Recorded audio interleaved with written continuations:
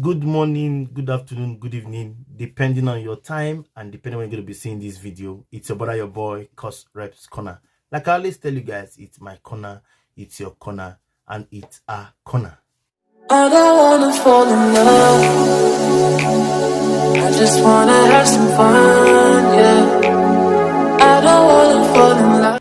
NWC directs return to status quo, nullifies all actions taken by affected officers as they violate the clear provisions of NNPP's constitution. State executive to be invited to Abuja for amicable settlement next week.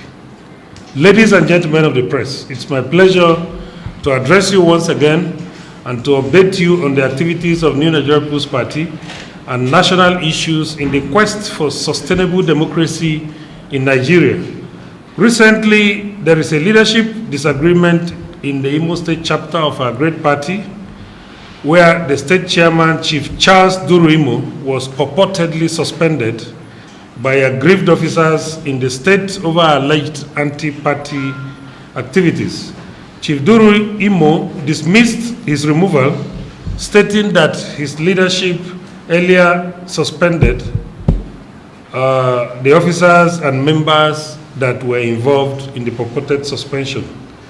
The national leadership of the party, led by Alhaji Abba Kawu Ali, has stepped into the matter with a view to amicably resolving it in the interest of the party and its stability, and also in the interest of the good people of Imo State, considering the fact that the governorship election is around the corner.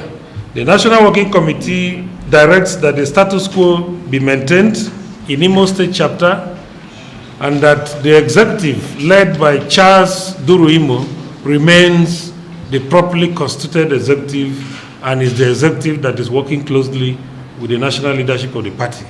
The affected officers of the party in Imo State did not explore the appropriate channel of communication and procedure in handling the dispute in line with the clear provisions of NNPP's constitution.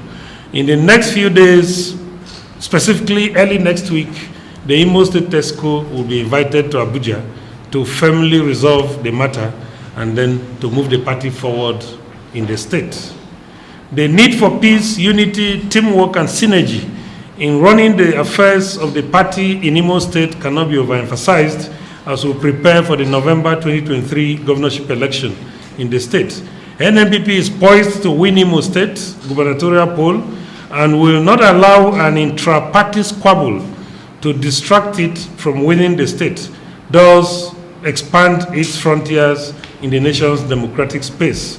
Having fielded credible, competent, and resourceful candidates in Kogi and Bayelsa State, NNPP is equally resolute in ensuring that not only Imo State, these two other states, Bayelsa and Kogi State, that we emerge victorious.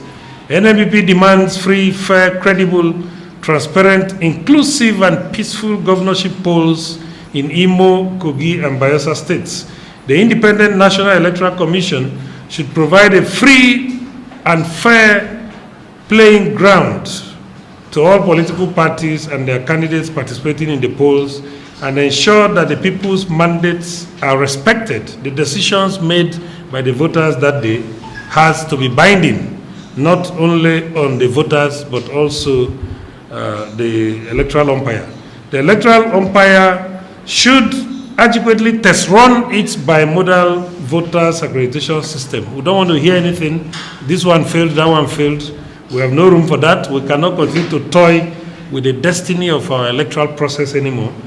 To avoid the upward story of glitches, hitches, and manipulations, they must test their machines very well and ensure that since it's an off-season election, machines that are healthy are deployed to these three states so that they will not return to tell us they had issues and all of that.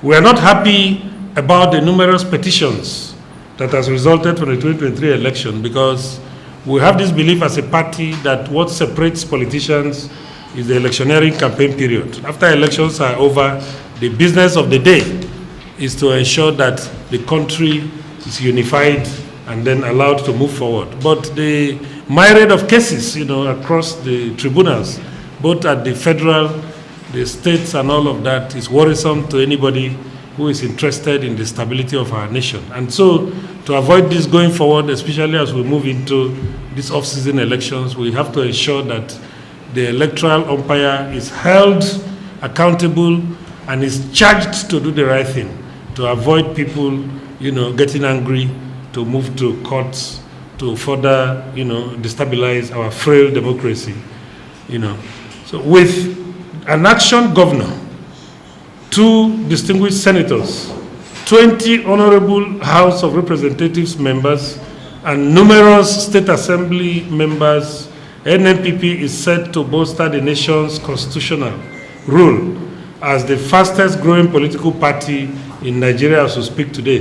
The party is strongly determined to make Nigeria a land of justice, freedom, and equal opportunities where all citizens are at liberty to aspire to achieve their lifetime goals and ambitions.